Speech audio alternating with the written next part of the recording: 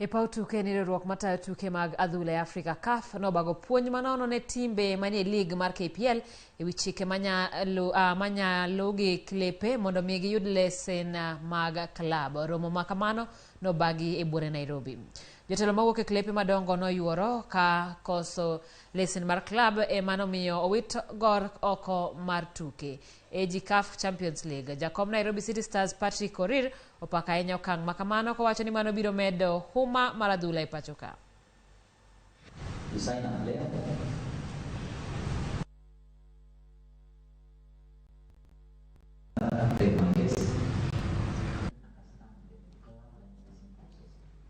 I think if you have to be part of something, there has to be rules and regulations. And I think what CAF is doing is that it's slowly trying to make clubs realize that you have to be professional when you get to a certain point. Now, if we have to get to the level of your Zamaleks, your Al Ahlis, your Mamelodi Sundowns, then these are the baby steps that you need to begin with. It is going to instill discipline in clubs because at my club, we insist on integrity, which I think the club licensing is capturing that. Transparency, with the same thing, the club license is capturing that. Paying players